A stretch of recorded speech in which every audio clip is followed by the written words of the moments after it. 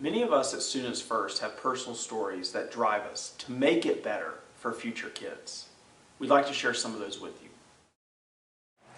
One of the hardest things for me when I was chancellor of the Washington, D.C. public school system was when LGBTQ youth would come to me and say that they didn't feel comfortable going to school every day, that they felt threatened, that there was bullying going on, not just by their peers, but that oftentimes the adults in the schools, in the system, didn't help to rectify the situation. That can be incredibly scary, I know. When I was in school, I remember kids getting bullied. I remember calling for the teacher to break up the fight. I was worried about my classmates, and I wish I could have done more. If it can happen to someone you know, it can happen to someone you love.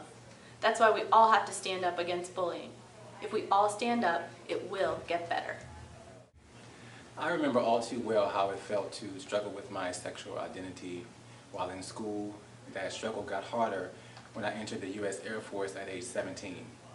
Like many LGBTQ youth who enter into the military and an environment that is known for its toughness, pride, and don't ask, don't tell policies, I felt scared, different, and alone.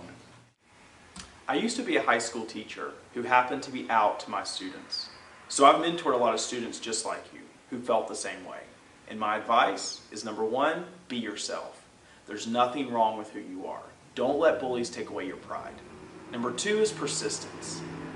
We need you, your contributions, and your talents as we work to ensure you have a safe and comfortable school environment.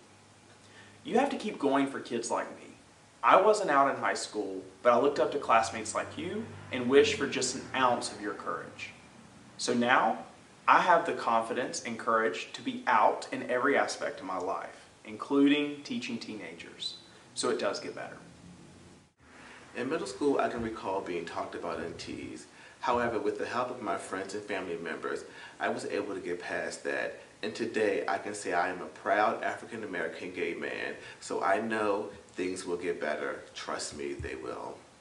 And so, with me loving myself and believing in who I am, despite the teasing, bullying, and name-calling, it brought me to where I am today. We worked very hard to make sure that we were beginning to change that culture in DC, but we still have a long way to go both in that city and across the nation. So for those of you who are feeling alone, for those of you who are feeling like you're the only person out there who feels the way that you do, I promise you that you are not alone. The Students First team and I are working on behalf of all of you to make sure that your school environments are safe places for you to go to every day, and we promise you that it will get better.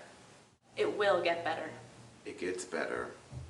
It gets better. It gets way better. It does get better. It gets better. It gets better. It really does get better. It totally gets better. We promise you it will get better.